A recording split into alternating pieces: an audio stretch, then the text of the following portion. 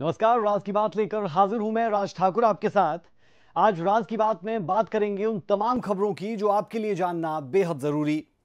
सबसे पहले बात होगी केंद्रीय गृह मंत्री अमित शाह के महेंद्रगढ़ दौरे की, जहां उन्होंने पिछड़े वर्ग को साधने की कोशिश की है, तो वहीं कांग्रेस पर ताबड़तोड़ प्रहार भी किए। वहीं हरियाणा के मुख्यमंत्री की तारीफ भी करते हुए अमित शाह नजर आए। अगली खबर में बात होगी कैबिनेट मंत्री रणजीत चौटाला की, जिन्होंने कार्यकर्ताओं से मुलाकात की और हरियाणा में कांग्रेस की हिसाब यात्रा पर तंज भी कस दिया। फिर आपको सोमवार को करनाल में कांग्रेस की हरियाणा मांगे हिसाब यात्रा में कैसे अव्यवस्था का अंबार नजर आया, वो भी तस्वीरें दिखाएंगे।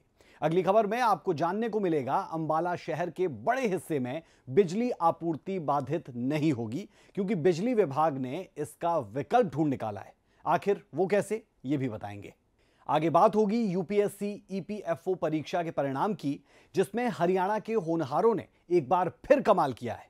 अंत में आपको दिल्ली में हिमाचल प्रदेश सीएम सुखविंदर सिंह ठाकुर की मुलाकात के दौर से रूबरू करवाएंगे। तो अगले आधे घंटे तक कहीं मत जाइए, देखते रहिए राज की बात।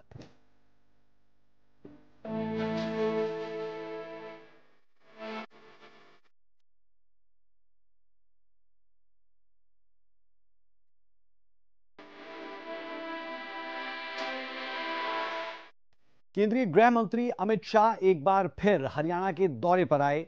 उन्होंने महेंद्रगढ़ में आयोजित बीसी सम्मान समारोह में शिरकत की।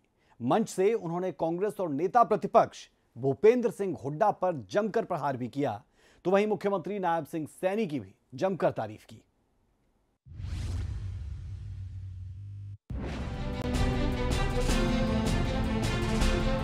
हरियाणा में विधानसभा चुनाव से पहले सियासी सरगर्मियां तेज हो चुकी हैं।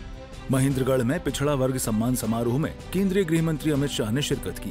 प्रदेश के मुख्यमंत्री नायब सिंह सैनी ने उनका स्वागत किया। मंच से केंद्रीय गृह मंत्री अमित शाह ने कहा कि नायब कैबिनेट ने 3 निर्णय लिए हैं। पहला निर्णय क्रीमी लेयर की सीमा 6 लाख से बढ़ाकर 8 लाख करने का फैसला किया है। पंचायतों में 8% आरक्षण ग्रुप ए के लिए था, इसके साथ अब ग्रुप डी को 5% आरक्षण मिलना शुरू हो जाएगा। नगर निगम में ग्रुप बी के लिए 5% आरक्षण मिलना शुरू होगा और 8% जस का तस रहेगा और ग्रुप बी का 5% ज्यादा मिलेगा। मंच से केंद्रीय गृह मंत्री अमित शाह ने पूर्व सीएम भूपेंद्र हुड्डा को चैलेंज दिया। उन्होंने कहा कि आजकल कांग्रेस वाले हिसाब मांग रहे हैं, लेकिन वे भी पाई पाई का हिसाब लाए हैं। उन्होंने हुड्डा को चुनौती दी कि वे आंकड़ों के साथ मैदान में आए। हुड्डा साहब ने घोषणा की है हरियाणा के गांव-गांव जाकर कांग्रेसी हिसाब मांगेगा। हिसाब मांगे हरियाणा। हुड्डा साहब, हम क्यों डेबिट रखें? मैं तो हिसाब लेकर आया हूं और यहां से चुनौती देता हूं हुड्डा साहब, हमारे 10 साल और आपके 10 साल का हिसाब लेकर हरियाणा की जनता के पास जाइए। और आज मैं हरियाणा के भाजपा के एक-एक कार्यकर्ता का आह्वान करना चाहता हूं। हिसाब वो क्या मांगेंगे, हम लेकर जाएंगे। हुड्डा साहब सुन लीजिए, मैं बनिया का बेटा हूं, पाई पाई का हिसाब लेकर आया हूं, पाई पाई का हिसाब। केंद्रीय गृह मंत्री अमित शाह यहीं नहीं रुके। उन्होंने कांग्रेस पर एक के बाद एक कई प्रहार किए। उन्होंने कहा कि कांग्रेस ने विकास के नाम पर कुछ नहीं किया। कांग्रेस पार्टी ने जातिवाद और भ्रष्टाचार के सिवाय हरियाणा को कुछ नहीं दिया। भारतीय जनता पार्टी ने ईज ऑफ डूइंग करप्शन से ईज ऑफ डूइंग बिजनेस तक का फैसला भारतीय जनता पार्टी ने किया। कांग्रेस की सरकारें जब बनती थी, एक सरकार आती थी तो भ्रष्टाचार चरम सीमा पर पहुंचता था, दूसरी सरकार आती थी तो गुंडागर्दी चरम सीमा तक पहुंचती थी, एक सरकार आती थी तो एक जिले का विकास करती थी, दूसरी सरकार आती थी तो दूसरे क्षेत्र का विकास करती थी। भारतीय जनता पार्टी ने संपूर्ण हरियाणा का विकास करने वाली सरकार देने का काम किया। अमित शाह ने हरियाणा के मुख्यमंत्री नायब सिंह की तारीफ की। उन्होंने कहा कि नायब सैनी मुख्यमंत्री होकर भी सामान्य व्यक्ति हैं। आज मुख्यमंत्री जी यहां बैठे, मैं सैनी जी को ढंग से जानता हूं। एक ऐसा आदमी है कि जो मुख्यमंत्री बनकर भी मुख्यमंत्री नहीं बना है। ये सीएम तो बना है मगर चीफ मिनिस्टर नहीं बना है। ये सीएम बनने के बाद भी कॉमन मैन है, सामान्य लोगों का प्रतिनिधि है, मेरे पिछड़ों आपका प्रतिनिधि है। इसका दरवाजा 24 घंटा 365 दिन आपके लिए खुला रहेगा। मैं आपको गारंटी देकर जाता हूं। और अंत में एक बात कहना चाहता हूं, मोदी जी देश के प्रधानमंत्री तीसरी बार बने हैं। आज एक रहस्य की बात बताता हूं, मोदी जी के दिल में हरियाणा देश में सबसे ऊपर है मेरी बातियां। कुल मिलाकर अब विधानसभा चुनाव को लेकर बीजेपी का दक्षिणी हरियाणा पर फोकस है। अमित शाह ने पिछड़ा वर्ग सम्मान समारोह से दक्षिण हरियाणा में अहीरवाल को साधने की भरपूर कोशिश की। सूर्य समाचार के लिए महेंद्रगढ़ से जुगेंद्र कुमार की रिपोर्ट। राज की बात यह कि पिछले 10 सालों में बीजेपी ने दक्षिण हरियाणा के अहीरवाल इलाके में अच्छा चुनावी फायदा कमाया, जिसमें महेंद्रगढ़ भी शामिल है। हाल ही में हुए लोकसभा चुनाव में भी कांग्रेस ने 10 में से 5 सीटें जरूर जीती, लेकिन कांग्रेस भिवानी, महेंद्रगढ़ और गुरुग्राम संसदीय इलाकों में सत्तारूढ़ पार्टी को हराने में विफल ही रही। बहरहाल अब बात करेंगे कैबिनेट मंत्री रणजीत सिंह चौटाला की, जिन्होंने अपने निवास पर कार्यकर्ताओं से मुलाकात की और उनकी समस्याओं का निपटारा करने की भी कोशिश की। वहीं बिजली मंत्री ने कांग्रेस पर निशाना भी साधा और कहा कि अब हरियाणा में कांग्रेस का कमबैक बहुत मुश्किल है। साथ ही दीपेंद्र हुड्डा की हिसाब यात्रा पर भी तंज कसते हुए रणजीत चौटाला नजर आए। ये रिपोर्ट आप देखें।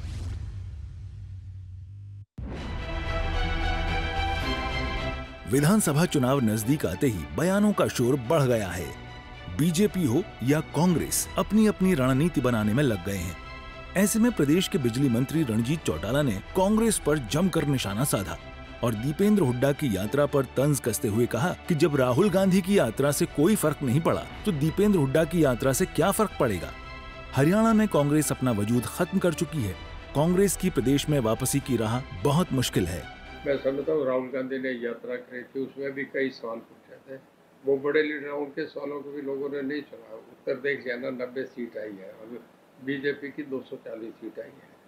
लोग बहुत समझदार हैं, इन बातों का कोई फर्क नहीं पड़ता। लोग देखते हैं, काम को देखते हैं, लोग देखते हैं कि लीडरशिप कैसी है, लोग देखते हैं कि यूनाइटेड, ये ऐसे जो कमजोर सरकारें और जिनका गिरने का खतरा, उस सरकार को लोग 5 साल चलने वाली स्टेबल गवर्नमेंट को वोट देते। दरअसल बिजली मंत्री ने अपने निवास पर कार्यकर्ताओं से मुलाकात की और उनकी समस्याओं को सुना। इस दौरान रणजीत चौटाला ने रनिया विधानसभा से चुनाव लड़ने की इच्छा जाहिर करते हुए कहा कि पार्टी चाहेगी तो मैं चुनाव लड़ूंगा और रानिया से जीतूंगा भी। वहीं रणजीत सिंह चौटाला ने दावा किया कि पिछले 9.5 साल में बीजेपी ने प्रदेश और देश में बेहतरीन काम किया। बीजेपी के पास मजबूत संगठन है और विपक्षी दल कांग्रेस पिछले 10 सालों में भी अपना संगठन नहीं बना पाई है। कैंडिडेट मैनेजमेंट का और कैंडिडेट्स बहुत डिपेंड करता है। बीजेपी के पास संगठन है, बीजेपी के पास अच्छे कैंडिडेट है। कांग्रेस में ना संगठन है ना ठीक कैंडिडेट है, फिर आपस की लड़ाई है वो।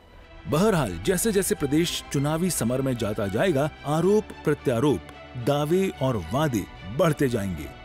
लेकिन प्रदेश की आवाम किसे सत्ता सौंपती है, ये तो आने वाला समय ही तय करेगा। सूर्य समाचार के लिए सिरसा से सुरेंद्र सावंत की रिपोर्ट।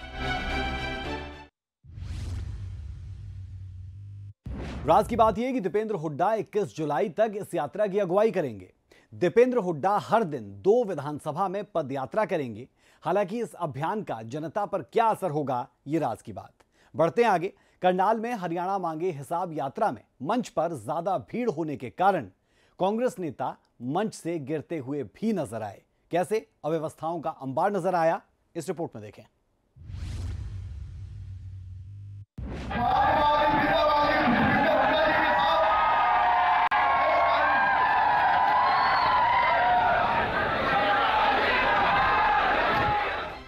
ये तस्वीरें करनाल की हैं, जहां बीते दिनों पुरानी सब्जी मंडी में कांग्रेस ने कार्यक्रम की शुरुआत की।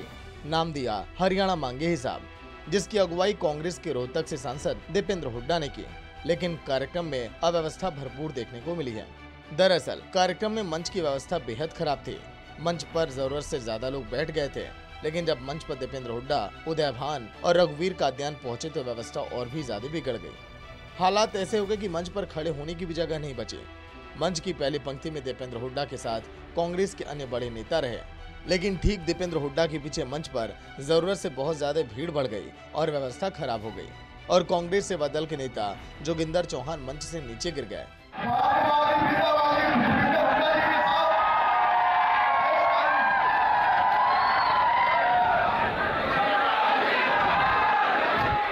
हालात इतने बेकाबू हो गए कि कोई भी बड़ा हादसा हो सकता था, लेकिन भीड़ को कंट्रोल किया गया। बहरहाल जरूरत इस बात की है कि ऐसे किसी भी प्रकार के आयोजन पर व्यवस्था मुकम्मल हो। इसकी जिम्मेदारी तय होनी चाहिए, जिससे किसी भी प्रकार की दुर्घटना से बचा जा सके। सूर्य समाचार के लिए करनाल से हिमांशु नारंग की रिपोर्ट।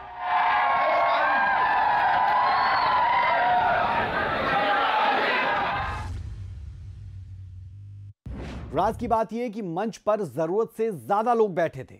जब मंच पर दीपेंद्र हुड्डा, उदय भान, रघुवीर काद्यान पहुंचे तो व्यवस्था और ज्यादा खराब होती हुई नजर आई। मंच पर खड़े होने तक की जगह नहीं बची। अगली खबर की तरफ रुख कर रहे हैं। अंबाला के लोगों के लिए बिजली विभाग ने बड़ी खुशखबरी दी है। अब आंधी तूफान या बाढ़ जैसे हालात में भी शहर के बड़े हिस्सों में बिजली आपूर्ति बाधित नहीं होगी, क्योंकि बिजली विभाग ने इसका विकल्प ढूंढ निकाला है। क्या है वो विकल्प, आप भी देखिए।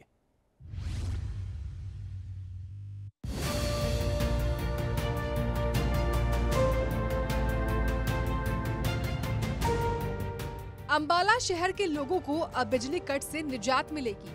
आपको बता दें कि बीते साल बाढ़ के दौरान और बाढ़ के बाद भी शहर के बड़े हिस्से में बिजली सप्लाई दुरुस्त करने में बिजली विभाग को कड़ी मशक्कत करनी पड़ी थी। ऐसे में मानसून के सीजन में इस साल बाढ़, आंधी और तूफान की वजह से बिजली आपूर्ति बाधित ना हो, इसके लिए विभाग ने बेहद कारगर विकल्प ढूंढ लिए हैं। अब बिजली की सप्लाई पुराने फीडरों की बजाय 2 नए फीडरों से की जाएगी, जिसका उद्घाटन प्रदेश के परिवहन राज्य मंत्री असीम गोयल ने किया है। परिवहन राज्य मंत्री ने फीडरों का स्विच ऑन करके इसका उद्घाटन किया। सुनिए इस अवसर पर परिवहन मंत्री ने क्या कहा।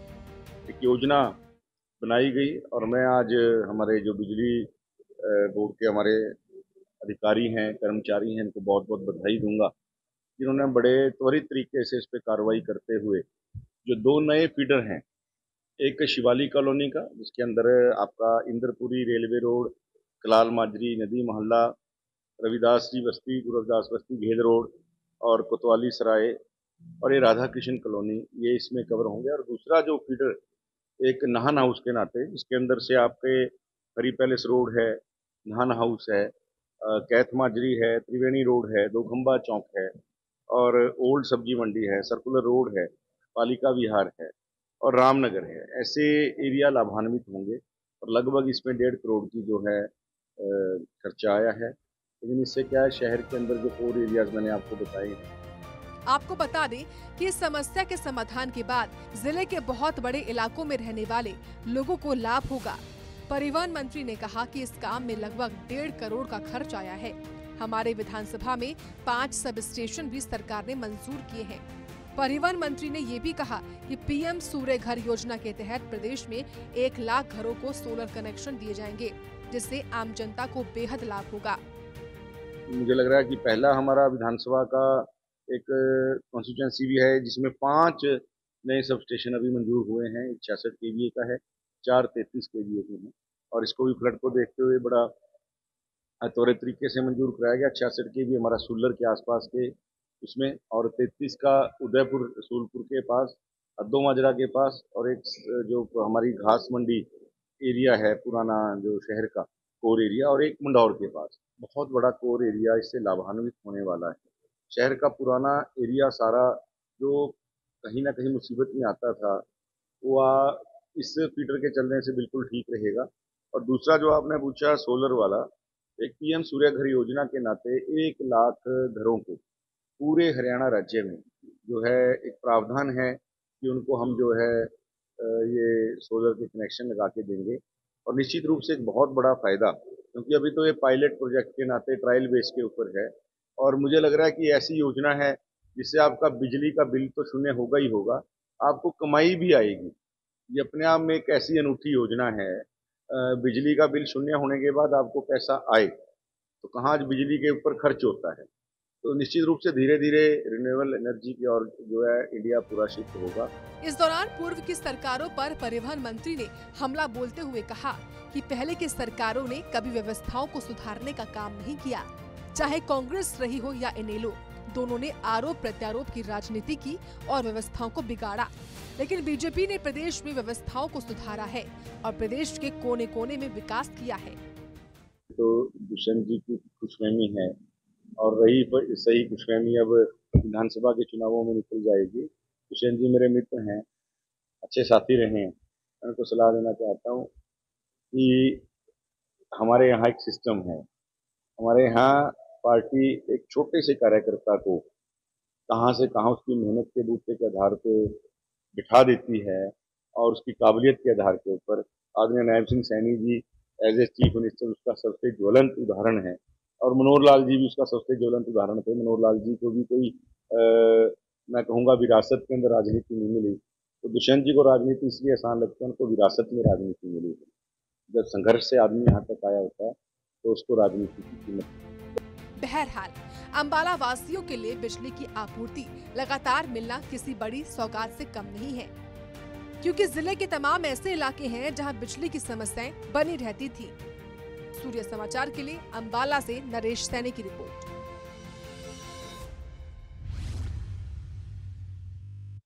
राज की बात यह कि पिछले साल अंबाला शहर के पुराने हिस्से में बाढ़ के बाद कई दिन सप्लाई बाधित रही। ऐसे में इस समस्या के समाधान के लिए ये योजना तैयार की गई थी। अब बात करेंगे यूपीएससी की ईपीएफओ परीक्षा की, क्योंकि हरियाणा के नौजवानों ने एक बार फिर हरियाणा का नाम रोशन कर दिया। दरअसल यूपीएससी ने ईपीएफओ की परीक्षा के परिणाम घोषित किए, जिसमें हरियाणा के रहने वाले सचिन नेहरा ने टॉप किया। वहीं दूसरे रैंक भी हरियाणा के ही रहने वाली अपर्णा गिल ने हासिल किया है।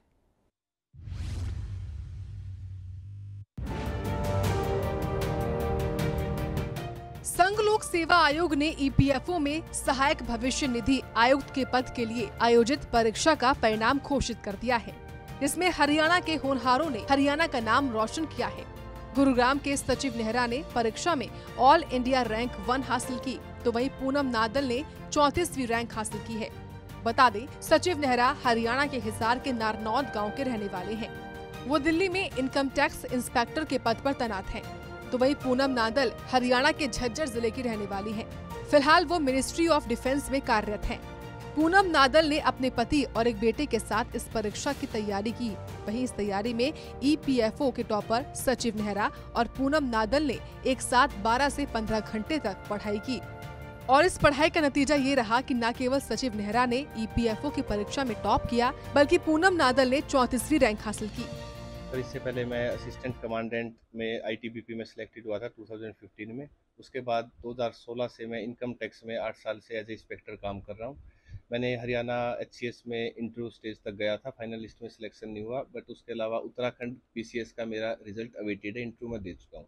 और इसके अलावा यूपीएससी का मेंस भी मैं 2 बार लिख चुका हूँ। तो इस सारे एक्सपीरियंस से ही कहीं ना कहीं मैं इस स्टेज तक आया हूँ कि हर एग्जामिनेशन से मैंने कुछ ना कुछ सीखा है, किसी न किसी स्ट्रेंथ पे काम किया है।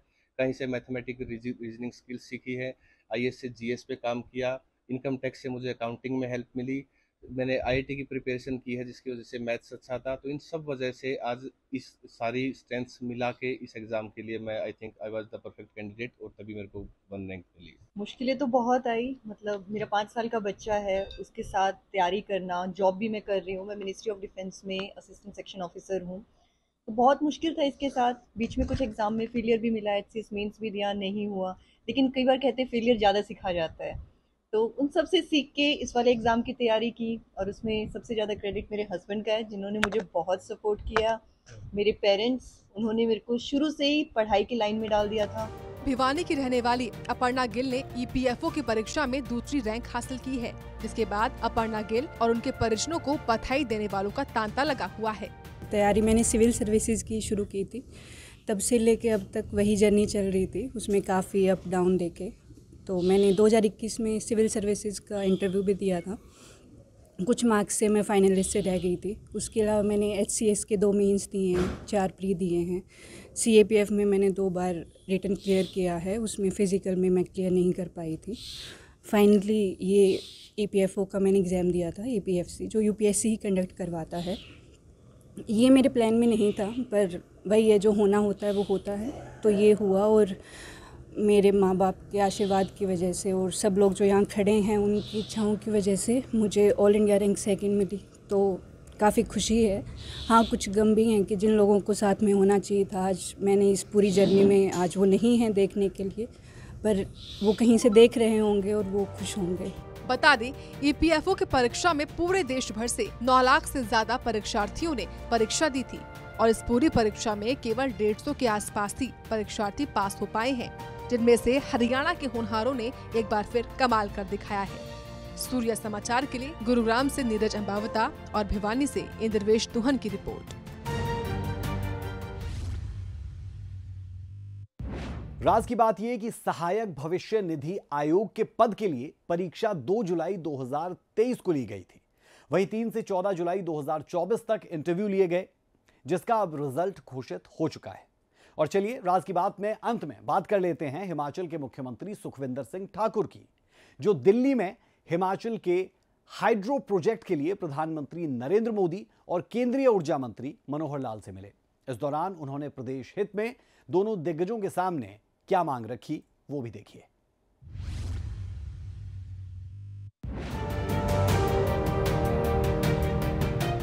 मंगलवार को दिल्ली में हिमाचल के मुख्यमंत्री सुखविंदर सिंह ठाकुर ने प्रधानमंत्री नरेंद्र मोदी से मुलाकात की, जिसमें हिमाचल के कई प्रोजेक्ट्स की रॉयल्टी को लेकर उन्होंने प्रधानमंत्री से चर्चा की। मुलाकात के दौरान प्रधानमंत्री मोदी हिमाचली टोपी पहने दिखाई दिए। इस दौरान मुख्यमंत्री ने उनसे क्या कुछ कहा, सुनिए। मैं प्रधानमंत्री मोदी जी से मिला और प्रदेश की स्थिति के बारे में अवगत करवाया। पिछले साल प्रदेश में आपदा आई थी, उस आपदा के बाद हमारे को जो बजट के तहत पैसा मिलना चाहिए था वो नहीं मिला, जिसे PDNA कहते हैं, पोस्ट डिजास्टर नीड असेसमेंट कहते हैं। उसके बारे में मेरी चर्चा हुई है। और जो हिमाचल की संपदा पानी है, उस पानी पर जो हमारी रॉयल्टी मिलनी चाहिए, जो पिछली भारतीय जनता पार्टी की जयराम सरकार जब थी, चाहे वो सुन्नी प्रोजेक्ट है, चाहे वो लूरी प्रोजेक्ट है, चाहे वो धौलासिद्ध प्रोजेक्ट है, चाहे वो हमारा डुगर प्रोजेक्ट है, उसमें 12% फ्री रॉयल्टी हमें मिलनी चाहिए थी पहले 12 साल के लिए। 12 से 30 साल के बीच में 18% मिलनी चाहिए थी, 30 से 40 साल के बीच में 30% मिलनी चाहिए थी, और 40 साल बाद वो प्रोजेक्ट हमें वापस मिलना चाहिए था। पिछली भारतीय जनता पार्टी की सरकार ने उसको लाइफ लॉन्ग दे दिया और जो हमारी 12% फ्री पावर थी उसको स्टैगर कर दिया। तो मैंने उस संदर्भ में भी बात की कि हिमाचल प्रदेश के पास सिर्फ पानी संपदा है, रॉ मटेरियल हमारा पानी है और फिनिश गुड बिजली है। वहीं प्रधानमंत्री नरेंद्र मोदी से मुलाकात के बाद मुख्यमंत्री सुखविंदर सिंह ठाकुर केंद्रीय ऊर्जा मंत्री मनोहर लाल से भी मिले। इस दौरान मुख्यमंत्री सुखविंदर सिंह ठाकुर ने उन्हें हिमाचली टोपी के साथ स्मृति चिन्ह भी भेंट किया।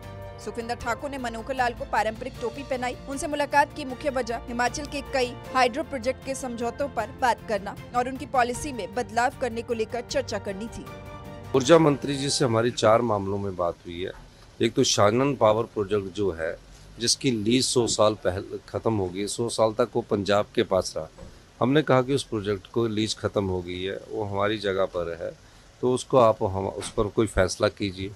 भाखड़ा ब्यास मैनेजमेंट बोर्ड जो है, भाखड़ा ब्यास मैनेजमेंट बोर्ड से हमारी जो सुप्रीम कोर्ट ने हमारा जो रॉयल्टी की है, उस पर हमने बात की है कि 7.9% के हिसाब से जो हमारा एरियर बनता है, जो सुप्रीम कोर्ट ने हमें अवार्ड किया, वो पैसा हमें नहीं मिल रहा है।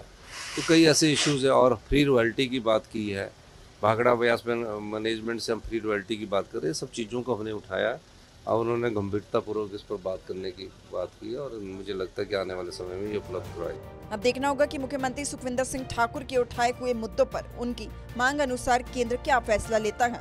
साथ ही आने वाले समय में प्रदेश में पुराने हाइड्रो प्रोजेक्ट्स पर क्या नई नीति बनती है। दिल्ली से सूर्य समाचार के लिए विनय सिंह की रिपोर्ट।